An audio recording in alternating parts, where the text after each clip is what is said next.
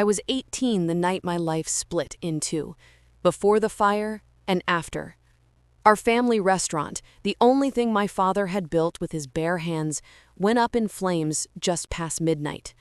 The fire chief called it an accident, faulty wiring, he said. But I had seen the look on my father's face when he heard the name of the one who reported the fire. Malik Dawood, the wealthy businessman who owned every storefront on our street except ours.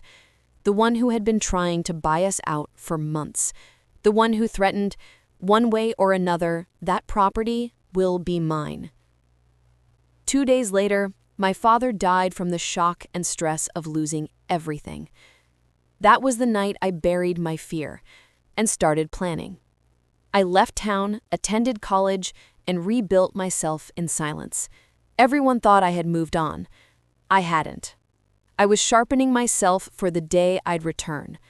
Malik had grown richer, crueler, and more untouchable. His empire stretched across the city. But even the biggest man fails to look down at the smallest crack forming under his feet. So I became that crack. I came back with a new face, a new career, and a new name.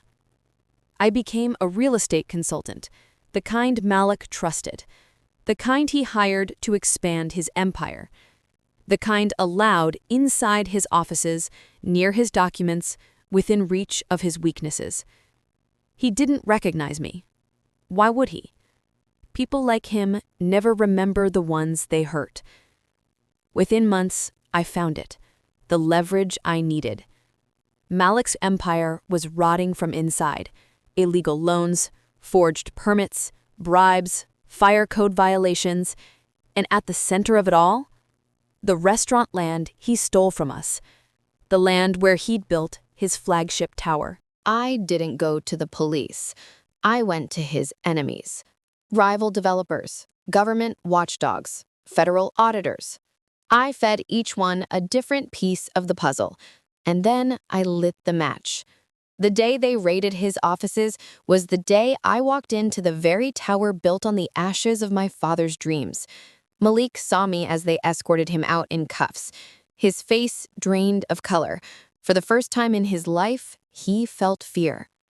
"You," he spat. "I should have finished you along with your father's dump." I stepped closer, letting him finally recognize the eyes he tried to erase. "I did," I whispered. "You finished who I was. Now you're meeting who I became." His empire fell in weeks. The tower went into foreclosure. I bought back our restaurant's land for $1 at an auction. Where Malik's skyscraper once pierced the sky, I built a small, warm cafe with my father's name on the window, a place filled with laughter instead of smoke, a place that smelled of cardamom tea, fresh bread, and peace. People think revenge is about destruction, but my revenge was rebuilding what he tried to burn. And every morning when sunlight hits the sign above the door, it feels like my father is standing beside me again, smiling at the life we reclaimed.